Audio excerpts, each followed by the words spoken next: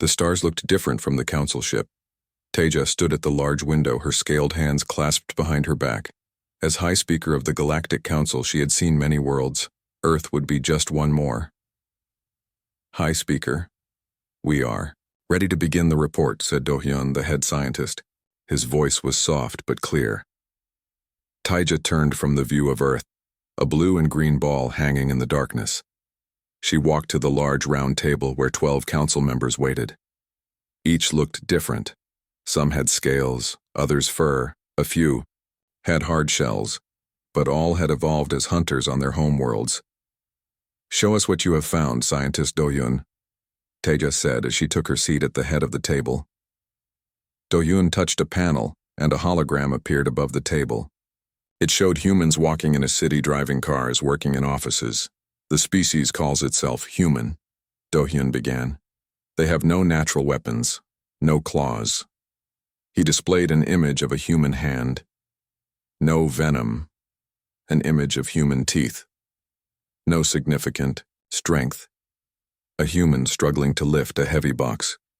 The council members watched with growing interest. Some licked their lips. Others clicked their teeth together. They are slow, continued Do-hyun, showing a human running. Their skin is thin and tears easily. Their bones break under moderate pressure. They cannot see well in darkness. Their hearing is limited. They cannot smell danger from a distance. Perfect prey, said Sorak, a council member with sharp spines, covering his body. Each spine could inject enough venom to kill 10 humans. Indeed, agreed Do-hyun. But there is something unusual. They have built cities and technology despite these limitations. Many prey species build homes, said Marin, who had evolved from pack hunters similar to wolves. It does not make them less delicious. This brought laughter from around the table. How many are there? Asked Teja. Approximately 8 billion, answered Do-hyun. A pleased murmur went around the table. 8 billion was a good harvest. It would feed the council worlds for years. They have some primitive weapons, Do-hyun continued, showing images of guns and missiles. But nothing that could harm our ships. They have not yet developed space travel beyond their own moon. Then it is decided, said Teja. Earth will be classified as a harvest world. We will follow standard protocol. Ambassador Jisoo will make first contact to inform them of their status. Then we will begin the harvest in 3 cycles. High Speaker, said Do-hyun, hesitating. There is one thing that puzzles me. These humans have no natural advantages, yet they are the dominant species on their planet. They have killed off many of their world's natural predators. With their primitive tools, no doubt, said Teja dismissively. Tools can be taken away. Prepare the contact team. Ambassador Jisoo adjusted her translator as her small ship descended toward the meeting point. The humans had been told that visitors from another world wished to speak with their leaders. They had suggested a meeting in a place called Geneva. Jisoo had been chosen because her species looked the least threatening among the council races. She had smooth blue skin without visible weapons, though the pouches in her cheeks held enough acid to dissolve metal. It was better if the prey didn't panic too soon. Her ship landed on a flat area where human officials waited. Jisoo put on her diplomatic face, mouth closed to hide her 4 rows of teeth, eyes half-lidded to seem calm. She had done this many times on many worlds. The humans watched as she walked down the ramp with 2 guards. The guards were from Marin's species, looking like large wolves walking on 2 legs. This was part of the protocol. Show strength immediately. A human stepped forward. Female, according to their files. Small, even for a human. She wore a simple dark suit and had short black hair. I am Hana Kim, representing Earth's United Nations, she said, bowing slightly. Welcome to our world. Jisoo nodded. I am Ambassador Jisoo of the Galactic Council. I come with important news about your world's new status. If the human was impressed by meeting an alien, she didn't show it. Instead, she smiled. Before we discuss business, would you join me for tea? It's our custom to get to know visitors before formal talks. This was unexpected. Prey usually showed fear or awe. This human acted as if meeting aliens was normal. "Very well," said Jisoo. "A brief delay is acceptable." They walked to a nearby building. Inside, a room had been prepared with a table and chairs. Hana poured a steaming liquid into small cups. "This is green tea," she explained. "A traditional drink in my culture." Jisoo's scanners checked the drink. It contained no poisons her system couldn't handle. She took a small sip while her guards remained standing. "Now," said Jisoo, putting down the cup, "I must inform you of your world's classification.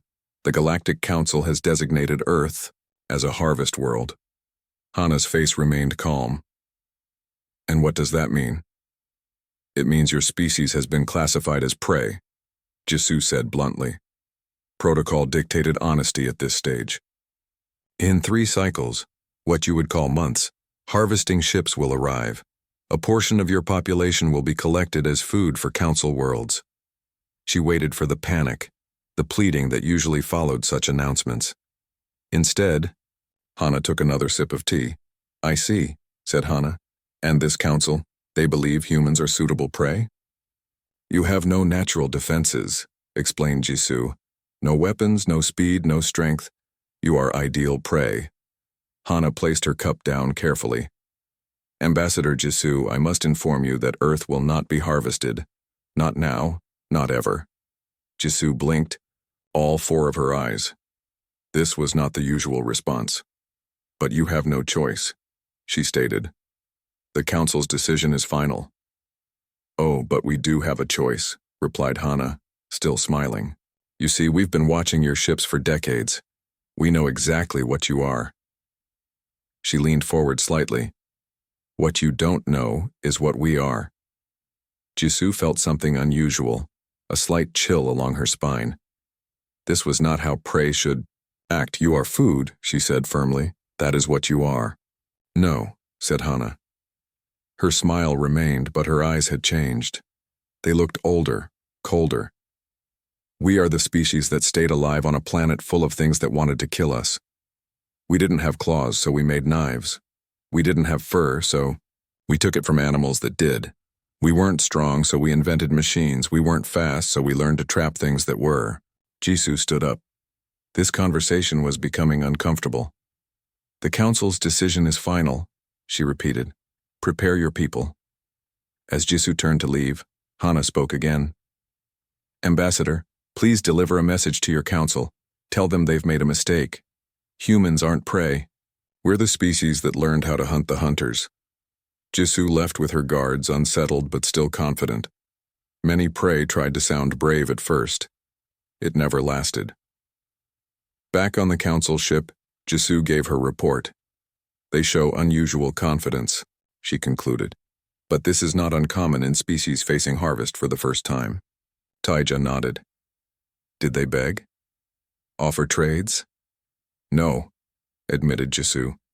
"They simply refused. They said they would not be harvested." This brought laughter from around the table. "As if they have a choice," hooted Sorak. "Prepare the harvest fleet," ordered Taija. "The standard procedure will continue. We will take 10% of their population in the first year." As the council members left the room, Do-yoon stayed behind, looking at the images of humans on his screen. "No natural weapons," he muttered to himself. So why did they seem so unafraid? On the view screen, Earth continued to spin, blue and green and seemingly harmless. In 3 cycles, the harvest would begin. Such was the way of the natural order, or so the council believed. 2 cycles passed quickly. The harvest fleet grew larger each day as more ships joined. Council Hunter Minjae walked through the massive hangar, inspecting the vessels that would soon travel to Earth. Each ship could hold thousands of humans in its storage bays. Minji had overseen many harvests before.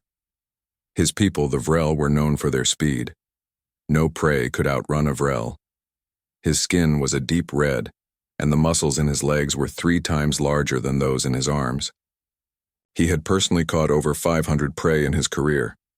"Hunter Minjae," called a voice. "We have a situation." Minjae turned to see his assistant, Quan, running toward him. Kwan's face showed worry. "What is it?" asked Minjay. "A human ship has been detected approaching our station," said Kwan. "Just one small vessel."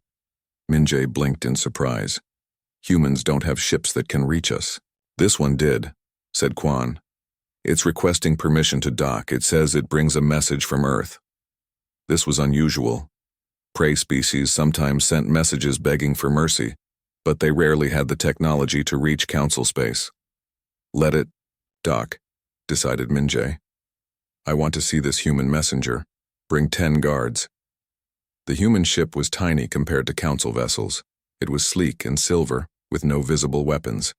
When its door opened, only one human stepped out. He was of average height for his species, with short black hair and wearing a simple gray suit. "I am Taehyun," he said, looking at the council guards without fear. "I request an audience with the Galactic Council." Minjay stepped forward.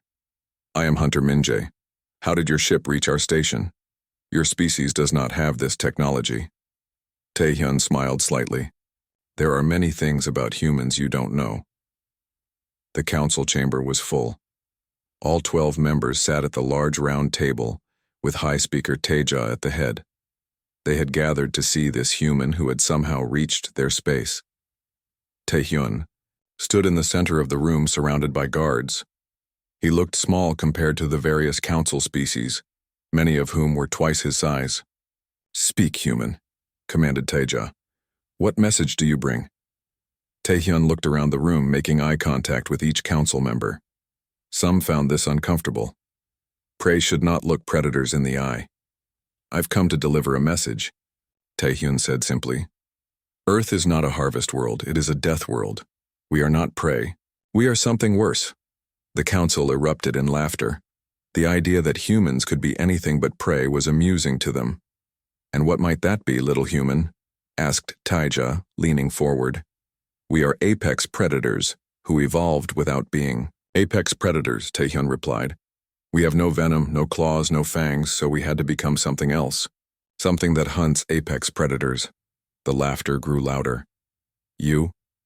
hooted Sorak, the spined council member. "Hunt us? You cannot even see in the dark. Your teeth cannot bite through skin." "We don't use teeth," said Taehyun calmly. "We use our minds. On our world, we hunted animals faster than us, stronger than us. We didn't outrun them, we outlasted them. We didn't fight with claws, we made weapons. We studied, learned, and adapted."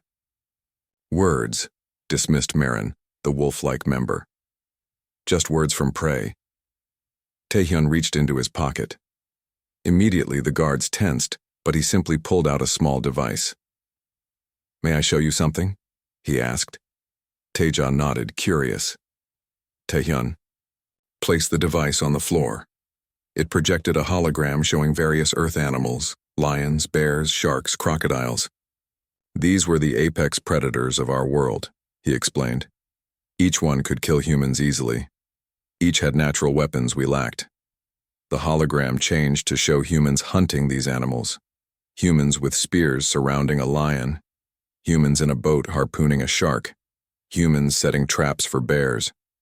"We hunted them all," said Taehyun. "Not because we were stronger, but because we were smarter. Some we drove to extinction. Others we keep in cages for children to look at." The council members shifted uncomfortably. "You think we're easy prey?" "Because we have no natural weapons," continued Taehyun. "That's your mistake. We had to make weapons because we had none. We had to become smarter because we weren't stronger. We had to become more dangerous than the things that hunted us." He picked up the device and put it away. "I came to warn you," he said. "Cancel the harvest, leave Earth alone. If you don't, you will learn what humans do to predators who threaten our kind." The council chamber was quiet for a moment. Then Taija spoke. "Is that a threat, human?" "No," said Taehyun. "It's a fact, like gravity. It doesn't care if you believe in it. It will still pull you down." After Taehyun was escorted back to his ship, the council remained to discuss what they had heard. "Ridiculous," said Sorak. "The prey thinks it can scare us with stories." "The ship," said Jisoo, the ambassador who had first visited Earth. "How did they build a ship that could reach us?" Our scans showed their technology was far behind ours. They must have hidden their advanced technology, suggested Do-Yun, the scientist. This is concerning. What else might they be hiding? It doesn't matter, said Taija firmly. Even if they have some technology, they are still physically weak. They cannot match our natural abilities. I say we proceed with the harvest, growled Marin. But first we should teach them a lesson for this display of defiance. Taija nodded. Yes, prepare a demonstration. Select a small human settlement. Show them what real predators can do. Their colony on Mars would be suitable, suggested Minjae. It's isolated. Only 30 humans live there. Perfect, said Taija. Send 100 hunters. Bring back 10 humans for study. Leave the rest as a message. What about this human, Taehyun? Asked Do-Hyun. Should we keep him for study? No, said Taija. Let him return to Earth. Let him tell them what's coming.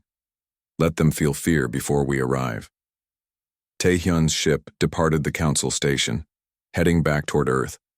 Inside, he sat at the controls sending a message home. The council didn't listen, he reported. They're planning to attack the Mars colony as a demonstration. A voice replied from Earth. We expected this. The Mars colonists have been informed. Everything is ready. They're sending 100 hunters, said Taehyun. Good, said the voice. That should be enough to make our point. Taehyun frowned. These aren't animals, Hana. These are intelligent beings. Maybe we should try again to talk. They classified us as food, Taehyun, interrupted Hana, the same woman who had met with Ambassador Jisoo. They plan to harvest billions of humans. Sometimes words aren't enough. Sometimes you have to show predators that you're not prey. Taehyun sighed. I understand. I'll be home in 3 days. Safe travels, said Hana. And Taehyun, they're about to learn what humans are really capable of. As his ship accelerated toward Earth, Taehyun looked back at the council station growing smaller behind him. He felt sorry for the hunters being sent to Mars. They had no idea what was waiting for them. The council thought they were sending predators to hunt prey. Instead, they were sending prey to be hunted. In the darkness of space, Taehyun's ship vanished, heading back to a planet of creatures that the galaxy was about to learn to fear. The red planet looked dead through the ship's windows. Commander Jiho watched as Mars grew larger. His scales reflected the red light, giving his normally green skin an orange tint. Approaching the human colony, reported Soman, his second in command. Her fur was white with black stripes and her teeth were always visible at the edges of her mouth. Any signs they know we're coming? Asked Jiho. None, said Somin. Their communications are normal, no unusual activity. Jiho nodded, pleased. He had led many first harvests before. The pattern was always the same. Show force, take some prey, leave the rest in fear. It was a good system. Prepare the landing party, he ordered. 100 hunters as the council commanded. The ship settled into orbit around Mars. Below them, the human colony was visible, a collection of 5 domes connected by tunnels. It looked fragile against the red desert. Scan the colony, ordered Jiho. 30 humans detected, reported the scanner operator. No weapons beyond basic tools, no defenses that could harm us. Jiho smiled, showing rows of sharp teeth. This will be easy. The hunters' ship landed half a kilometer from the main dome. The hunters wore suits that protected them from the thin Martian air. They carried stun weapons for capturing prey alive. And each had their natural weapons as well, claws, fangs, venom sacs. Jiho addressed his team before they left the ship. Remember the plan. We enter the main dome, demonstrate our power, and take 10 humans back for study. The rest we leave behind to spread fear. Stay alert, but don't expect much resistance. These are prey, not fighters. The hunters moved across the red sand toward the colony. They spread out in a practiced formation surrounding the main dome. There was no place for the humans to run. Jiho activated the communication system on his suit. Attention, humans. This is Commander Jiho of the Galactic Council. Your world has been designated a harvest world. We are here to collect specimens and demonstrate what happens to those who resist. Open your doors immediately. For a long moment, there was silence. Then a human voice responded. This is Dr. Junho of Mars Research Colony. We understand your intentions. We request 1 hour to prepare ourselves according to our customs. Jiho looked at Soman, surprised. This was not the panic they expected. What customs? He asked. When facing death, humans prepare themselves mentally and spiritually, explained Dr. Junho. We accept what is coming. We only ask for 1 hour to ready ourselves properly. Jiho considered this. Prey often had strange behaviors before death, and what could they do in an hour? Their scans showed no weapons, no way to escape. You have 1 hour, he decided. Then we enter, with or without your permission. Thank you, said Dr. Junho. We will be ready. The hour passed slowly. The hunters waited, watching the domes for any sign of activity. There was none. Time's up, said Jiho finally. Breach team, move in. 20 hunters approached the airlock of the main dome. They connected their equipment to the door controls and overrode the system. The outer door opened easily. Too easy, muttered Soman. They know they can't fight us, said Jiho confidently. This is acceptance. The breach team entered the airlock, waited for it to cycle, then opened the inner door. They moved into the dome, weapons ready. Commander, came the voice of the breach team leader over the communication system. The dome is empty. No humans present. What? Demanded Jiho. Check the other domes.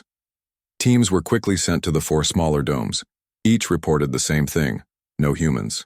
Impossible, growled Jiho, entering the main dome himself. Our scan showed 30 humans here just an hour ago. The dome was clearly lived in. There were personal items, food, research equipment, but no people. Where could they go? Asked Salman, looking around. There's nowhere to hide. No ships have left. They can't survive outside the domes without suits. Jiho touched his comm unit.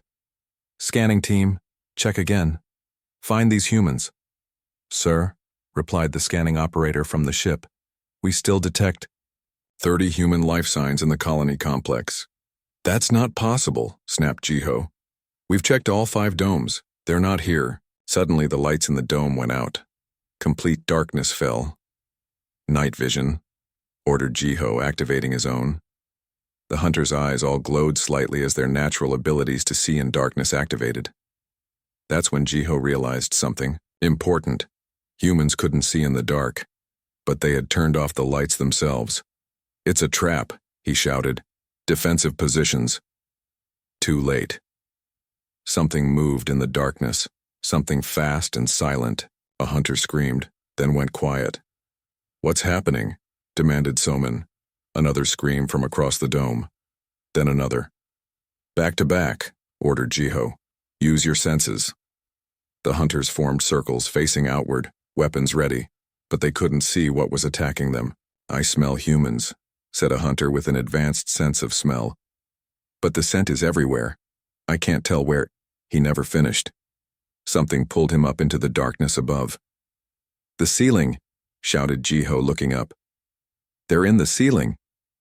But there was nothing to see, just darkness. One by one, hunters fell. Some fired their weapons, but hit nothing. Whatever was hunting them knew exactly where they were while they were blind. Retreat to the ship, ordered Jiho finally. Move! The surviving hunters ran for the airlock. As they reached it, the doors sealed shut. Override it, shouted Jiho. Soman worked at the control panel. I can't, the system is locked. A voice came over the dome's speaker system. It was Dr. Junho. You came to demonstrate what happens to those who resist, he said calmly. We are providing a demonstration of our own. More hunters fell in the darkness. Jiho couldn't see what was taking them. He couldn't understand how humans, weak, slow humans, could be doing this. This isn't possible, he whispered. You're prey. We are hunters. No, said Dr. Junho's voice. You're just another apex predator that needs to learn a lesson about humans. 3 hours later, a rescue team arrived from the main council ship. They forced open the airlock and entered the dome, weapons ready. What they found shocked them. Of the 100 elite hunters sent to the colony, 70 were dead. The rest were injured or missing. There was no sign of the 30 humans who had lived in the colony. The rescue team found Commander Jiho alive but badly injured. His once proud scales were torn and bloody. "What happened?" asked the rescue team leader. "Where are the humans?" "Gone," whispered Jiho. "Just gone. They were waiting for us. They knew we were coming." "How did they kill so many hunters? What weapons did they use?" Jiho shook his head slowly. "No weapons, just darkness and knowledge. They knew our weaknesses somehow. They knew exactly how to fight each different species." As the rescue team prepared to leave, one of them noticed writing on the dome wall. It had been carved deep into the metal. "We warned you." Back on the council ship, the surviving hunters told their story. No one could explain how 30 unarmed humans had defeated 100 elite hunters. No one could explain where the humans had gone. The council was in shock. This had never happened before. Prey didn't fight back like this. Prey didn't win. High Speaker Teja listened to the reports with growing anger. "This changes nothing," she declared. "One small victory doesn't mean they can stand against our full might. Prepare the battle fleet. We will go to Earth in force. We will show these humans what it truly means to face the Council." But as she spoke, a message arrived from Earth. It was short and simple. "The hunt has begun." For the first time in her long life. Taeja felt something new, a chill of uncertainty. These weren't the actions of prey. These were the actions of predators. Admiral Yunji stood on the bridge of her flagship, the largest vessel in the Council fleet. Her skin was a deep blue with patterns that shifted when she moved. As a member of the Nurok species, her jaw could crush metal, and her eyes could see, in complete darkness. "Fleet status?" she asked, her voice firm. "All ships ready, Admiral," reported her second-in-command. 200 battlecruisers, 500 support vessels. The largest fleet assembled in 50 cycles. Yunji nodded, satisfied. The Council had never sent such a force to harvest a single world before. But after what happened on Mars, they were taking no chances. "The Council expects results," she said. "These humans have shown surprising resistance, but they cannot stand against our full might." The fleet moved through space toward the Sol system. Each ship was filled with hunters eager to prove themselves against this strange prey that had somehow defeated their comrades. "We will reach Earth in 6 hours," said the navigation officer. "No sign of human defenses or ships." "They must know we're coming," said Yunji. "Scientist Do-hyun, what is your assessment?" Do-hyun had joined the fleet to study the humans. After the Mars incident, the Council wanted to understand this species better. "Their behavior is unusual," admitted Do-hyun. "Most prey species either hide or surrender when faced with superior force. These humans do neither." "Perhaps they have accepted their fate," suggested Yunji. "No," said Do-hyun. "I believe they are planning something. The question is, what can they possibly do against our fleet?" As the fleet entered Earth's solar system, they detected no resistance. The scanners showed humans going about their daily lives on the blue planet. There were no weapons pointed at space, no ships moving to intercept them. "This is strange," said Unji. "They know we're coming. Why aren't they preparing?" "Maybe they've realized resistance is futile," said her second-in-command. Yunji wasn't convinced. "Maintain full alert. Approach with caution." The fleet moved past the orbit of Neptune, then Uranus, then Saturn. Still no response from Earth. "We're approaching Jupiter," reported the navigation officer. "All systems normal." Suddenly, 3 ships at the edge of the fleet disappeared from the scanners. "What happened?" demanded Yunji. "Unknown, Admiral," replied the scanner operator. "The ships were there, then they were just gone. Destroyed. No debris, no explosion, they simply vanished." Before Yunji could respond, 6 more ships disappeared. Then 10 more. "Evasive maneuvers," she ordered. All ships spread out. The fleet scattered, trying to avoid whatever was attacking them. But more ships kept vanishing. What weapons are they using? Hyunji demanded, her patterns flashing in distress. Do-yun studied his instruments with growing alarm. No weapons detected, Admiral. No energy signatures, no projectiles. That's impossible. Ships don't just disappear. Another 20 ships vanished. From the scanners. Admiral, said the communication officer, we're receiving a transmission from Earth. Put it through, ordered Yunji. A human face appeared on the main screen. He was male, with dark hair and eyes that seemed unnervingly calm. This is Ji-hoon representing Earth Defense. I see you've encountered our space distortion field. What have you done to our ships? Demanded Yunji. We've simply moved them elsewhere, explained Ji-hoon. To a holding area, you might say. Your crews are unharmed for now. Impossible, said Do-yun, moving beside Yunji. Such technology would require manipulation of space-time itself. Exactly, said Ji-hoon with a small smile. We tried to warn you. Humans evolved on a death world where everything was trying to kill us. We weren't the strongest, fastest, or most venomous, so we became the smartest. We developed something far more dangerous than natural weapons: science. More ships disappeared. The fleet was shrinking rapidly. Stop this, ordered Yunji. The Council will not tolerate. The Council has no choice, interrupted Ji-hoon. You came to our system intending to harvest us as food. Did you expect us to simply accept that? Yunji's patterns flashed in anger. We are apex predators. We have harvested hundreds of worlds. Yes, said Ji-hoon. And that worked until you met a species that evolved specifically to overcome apex predators. On Earth, humans hunted creatures far stronger and faster than ourselves. We didn't use claws or fangs. We used our minds. Do-yun studied the human with new understanding. The Mars colony. How did 30 humans defeat 100 hunters?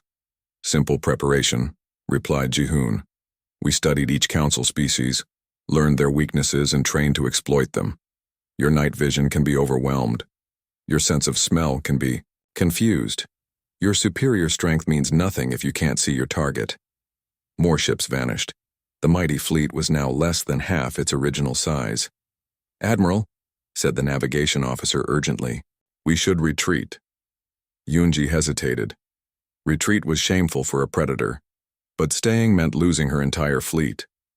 The hunt has begun, said Ji-hoon, his eyes now cold. But you're not the hunters anymore.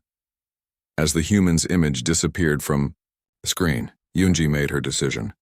All remaining ships, full retreat, return to Council space immediately. The surviving ships turned and accelerated away from Earth. As they fled, Yunji received a final message from Earth. We will come for our people that you've taken. Be ready. During the long journey back to Council space, Yunji and Do-yun spent hours trying to understand what had happened. How could they develop such technology without our knowledge? Asked Yunji. They hid it, said Do-yun. They showed us what they wanted us to see, a primitive species with basic technology, all while developing weapons beyond our understanding. But why? If they had such power, why not reveal it immediately? Do-yun thought for a moment. Perhaps they wanted to see what we would do. Perhaps they wanted to give us a chance to leave them alone. Or perhaps, said Yunji, her patterns now dim with worry, they wanted us to attack so they would have justification for what comes next.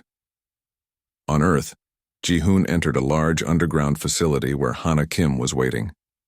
Around them, hundreds of humans worked at control stations monitoring the retreating council fleet. They're running, reported Ji-hoon. As expected, Hana nodded. And our people from the harvest worlds? The rescue fleet is ready. Now that we know the locations of all council worlds, we can begin liberating the other species they've harvested. And the council itself? Ji-hoon displayed a hologram showing all known council worlds and stations. We have the coordinates for their homeworlds. The question is, what do we do with them? Hana looked at the hologram thoughtfully. We aren't like them. We don't harvest sentient species. But we can't allow them to continue preying on others. So what's the plan? We show them what humans really are, said Hana. Not through destruction, but demonstration. We'll free their prey, dismantle their harvest fleets, and then offer them a choice: change or be isolated forever. Jihoon nodded. The predators become the trapped. Exactly, said Hana. They thought they were apex predators in a galaxy of prey. Now they'll learn there's something far more dangerous. A species that evolved to overcome the limitations their kind considers essential to being predators. Outside the facility, on the surface of Earth, humans continued their daily lives, unaware that their world had just become the most feared planet in the galaxy. 1 year later, Admiral Tay stood in the observation deck of the newly christened headquarters of Galactic Resource Innovations and Partnership, GRIP, a joint venture between the Empire and Earth's corporate alliance. The gleaming structure orbited Earth, symbolizing the unprecedented arrangement that had emerged from months of intense negotiation. Remarkable, isn't it? Came a voice behind him. Director Kang approached, impeccable as always in his tailored suit. A year ago, our civilizations were poised for conflict. Now we're business partners. Tay nodded stiffly. Partnership wasn't exactly how the Empire would have described it, but it was the term they'd agreed upon in the official documentation. The reality was more complex. The Empire had gained access to Earth's resources, but on terms that would have been unimaginable before: revenue sharing, technology exchange, and most troublingly, corporate governance structures that gave humans significant input in Imperial operations. Our first shipments of rare earth minerals will be departing for your core worlds next week, Kang continued conversationally. And I understand our management consultants have been well received at Imperial headquarters. That was a diplomatic understatement. The management consultants and the humans in business suits who had been dispatched to the Imperial capital had caused more disruption than a fleet of warships. They spoke of optimizing workflows and streamlining hierarchical communication structures and implementing performance metrics. The Emperor himself had been subjected to something called a 360-degree leadership evaluation. Yes, they've been influential, Tay admitted, though I'm still not convinced that quarterly shareholder meetings are necessary for a galactic empire. Kang smiled. Accountability to stakeholders is the foundation of sustainable growth, Admiral. Speaking of which, our board meeting is about to begin. The GRIP boardroom represented the new reality perfectly. Around the table sat Imperial military leaders alongside Earth's corporate executives. Commander Han, now serving as Chief Operations Officer, was reviewing reports with CFO Kim. Lieutenant Jin had been appointed as Director of Cultural Integration and was deep in conversation with other board members. Emperor Ji's hologram appeared at the head of the table alongside Director Kang. The symbolism of equal positioning was not lost on anyone present. Let us commence the quarterly review, the Emperor announced, having adapted surprisingly well to corporate protocols. I believe the first agenda item is the expansion proposal for the Orion sector. What followed was a demonstration of why Earth's corporate methodology had proven so effective.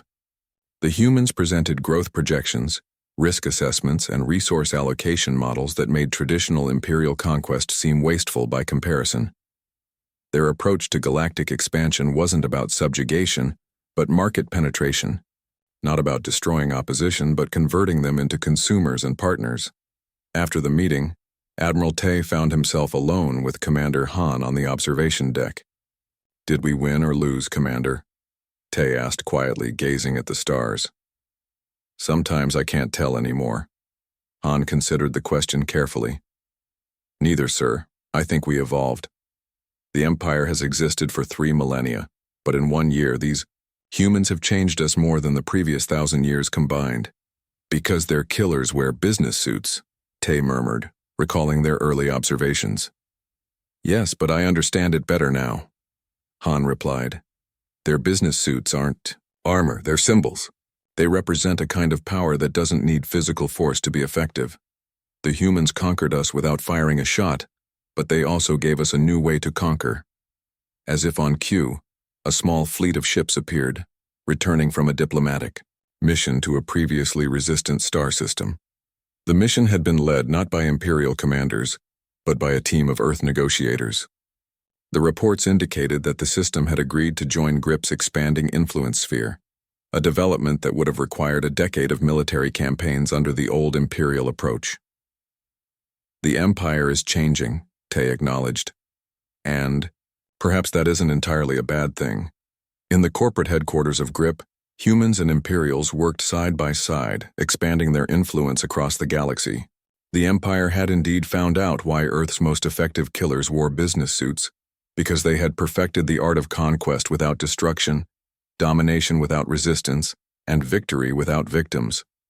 And in that discovery, both civilizations had found a path to something neither had anticipated: a genuine partnership.